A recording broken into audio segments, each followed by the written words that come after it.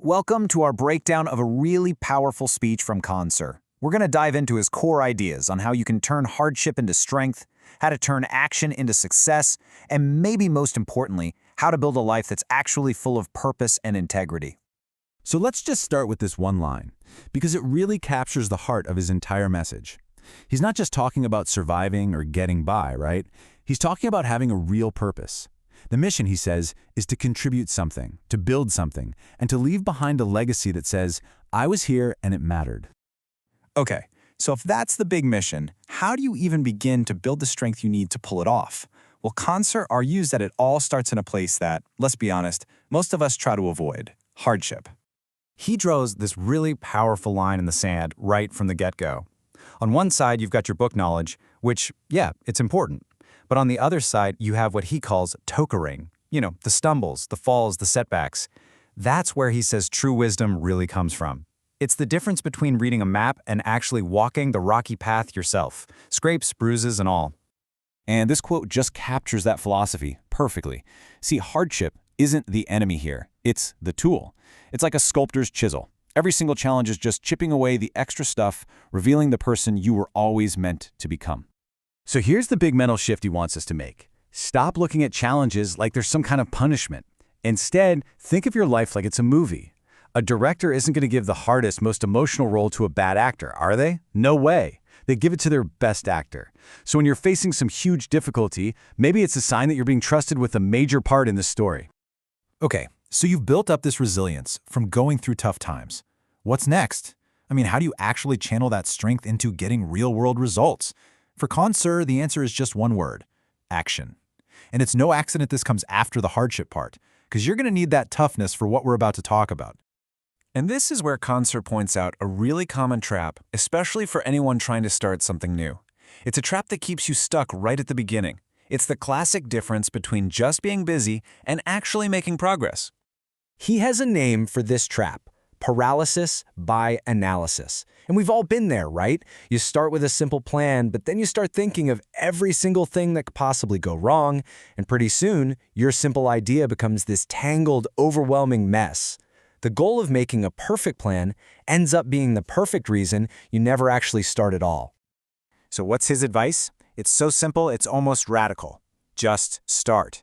Seriously, start messy. Start small, it doesn't matter. Just start. Because the person who starts today, even if it's imperfect, will always be ahead of the person who's waiting for that perfect moment tomorrow. That one day of real experience, it's worth way more than a whole month of just thinking about it. Of course, once you actually do start taking action and you start to see a little bit of success, you're going to face another kind of challenge. And this one comes from the outside. Yeah, he's super blunt about this. The moment you start climbing that ladder, you should expect people to try and pull you back down. It's not a maybe, he says it's a guarantee. He basically sees it as an unavoidable tax you have to pay on success, and you've just got to be ready for it. His analogy for how to handle all that criticism is just brilliant. He says it's like a pimple. If you poke at it and give it a ton of attention, it just gets inflamed and might even leave a scar. But if you just leave it alone and focus on your overall health, in this case, your work, it just heals and disappears all by itself. And this quote just puts it perfectly. You've got to stop feeling like you have to explain yourself to everybody. He says you're a person. You're not a bottle of detergent. It is not your job to go around cleaning up everyone else's perception of you. That energy is so much better spent just doing your work. So, all of this brings us to the final, and I think the most profound part of his whole message. What's the ultimate purpose behind all the struggle, the action, and the resilience? Well, it all comes down to one thing: integrity.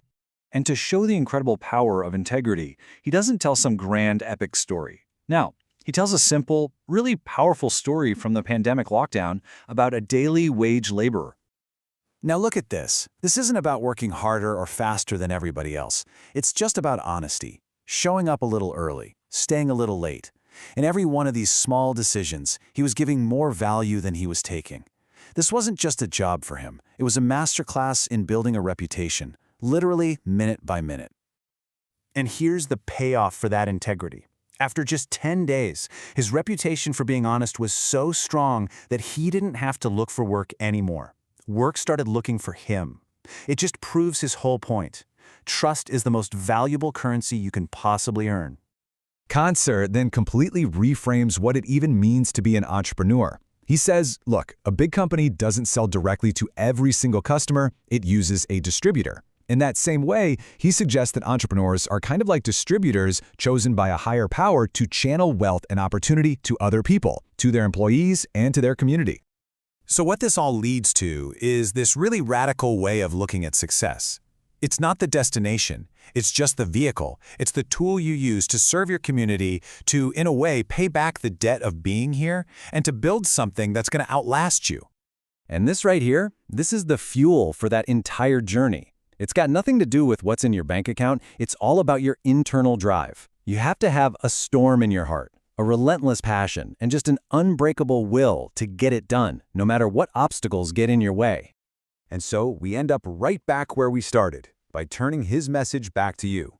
After you've navigated all the hardships, after you've taken action and built your life with integrity, the ultimate question is still there. You came here empty-handed, but how are you going to leave? What legacy are you going to choose to build?